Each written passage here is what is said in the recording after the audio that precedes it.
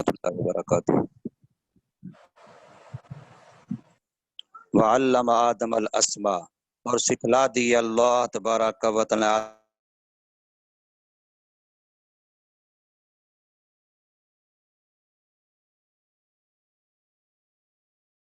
آدم علیہ الصلوۃ والسلام کو نام،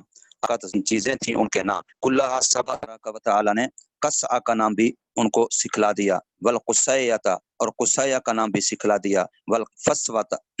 اور فسوہ کا، والفسیہ، فسیہ کا، والمغرفہ، مغرفہ کا، بان القى فی قلبی علمھا، کیسے سکھلایا؟ بئیں طور کے ڈال دیا، القاء کر دیا آدم علیہ السلام کے دل میں ان کا علم۔ اب یہ ساری وہ چیزیں ہیں، بھئی چمچ کیا ہے،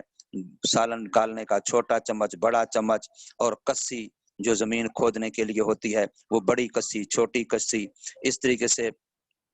کمرہ، مغرفہ، بڑا غرفہ، چھوٹا غرفہ، یہ ساری چیزیں جو انسان کی عام ضروریات کی استعمال کی چیزیں تھیں۔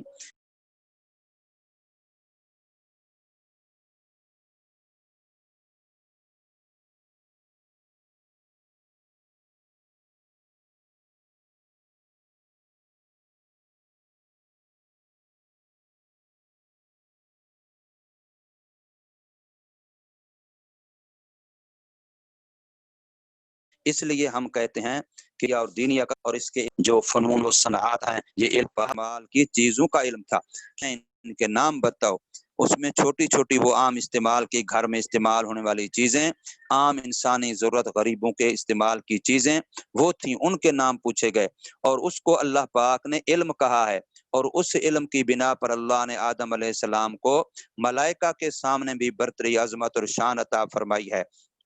تو اس سے پتہ چلا کہ یہ بھی علم ہے، اور یقیناً علم ہے، اس لیے اس کو علم سے خارج کرنا اور صرف دین کے، شریعت کے علم کو علم کہنا یہ نامناسب ہے۔ تو فرمایا کہ ثم عرضہم، پھر اللہ نے انہی چیزوں کو پیش کیا، المسمیات، یعنی وہ چیز جن کے نام تھے، وفی تغلیب العقلاء، اب اس میں جو بات آ رہی ہے کہ اللہ نے ان کو پیش کیا، ضمیریں آ رہی ہیں، الفاظ جو ہیں وہ ایسے آ رہے ہیں جیسے عقل مند ذوی العقول مخلوق کے لیے ہوتے ہیں، حالانکہ وہ چیزیں غیر ذوی العقول تھیں۔ تو اس میں جو انسانیت ہے یا مخلوق ہے، اس میں ذوی العقول، غیر ذوی العقول دونوں قسم کی ہیں، لیکن ذوی العقول کو غلبہ ہوتا ہے غیر ذوی العقول پر، اس لیے فرمایا غلبہ دینے عقلاء کے الملائکہ، کس پر پیش کیا؟ ملائکہ پر پیش کیا۔ فقال، پھر اللہ نے فرمایا ان ملائکہ کو تبقیتاً، ان کو ڈانٹتے ہوئے تاکہ یہ خاموش ہو جائیں اور انسان کے بارے میں جو ان کے بات ہے، خیالات ہے، وہ نہ کر سکیں کہ بھئی بتاؤ، علم حاصل کرنے کی صلاحیت تمہارے اندر ہے، اب انسان کے اندر یہ صلاحیت ہے کہ وہ آگے بڑھ سکتا ہے، اور سے اور چیزوں کا علم حاصل کر سکتا ہے، اس کے اندر استعداد، صلاحیت، لیاقت موجود ہے، اب بتاؤ کیا تمہارے اندر بھی ہے؟ فقال، پس فرمایا اللہ تعالیٰ نے واسطے ان کے اندر خاموش کرانے کے، انبئونی، اخبرونی، بتلاؤ، خبر دو تم مجھے، باسماء ہؤلاء، ان مسمیات کے ناموں کی، ان کنتم صادقین، اگر ہو تم سچے۔ تو وہ اس کا جواب نہ دے سکے، اور وہ اس کے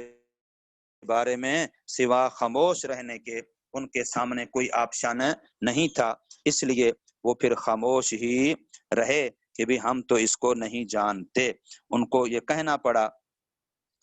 ان اگر ہو تم سچے، کس بارے میں سچے؟ فی انی، اس بارے میں کہ بے شک میں نہیں پیدا کروں گا، میں لا اخلق،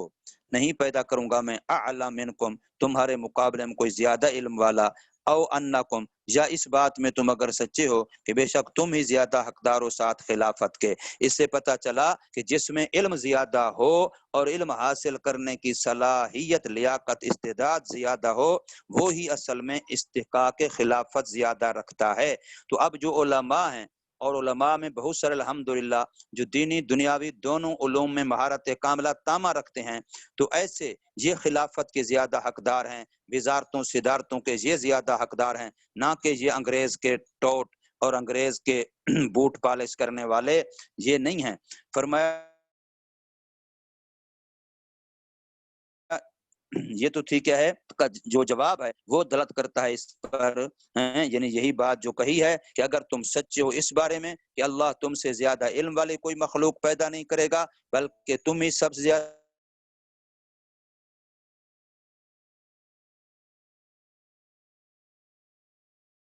مکرم محترم رہو گے، تم سے زیادہ خلافت کرو، تو ان چیزوں کے نام بتاؤ، اپنے اندر علم کی صلاحیت بتاؤ۔ اگر وہ تمہارے اندر نہیں ہے تو پھر مان لو کہ انسان جس کے اندر یہ علم کی صلاحیت، لیاقت، استعداد ہے، وہ تمہارے مقابلے میں زیادہ علم ارادہ کیا ہے، عزت والا بھی ہے، اکرام والا بھی ہے۔ یہ اللہ نے خلافت کا تاج انسانیت کے سر پہ رکھا ہے۔ تو اب فرشتوں نے آگے جواب دیا، قالوا سبحانک،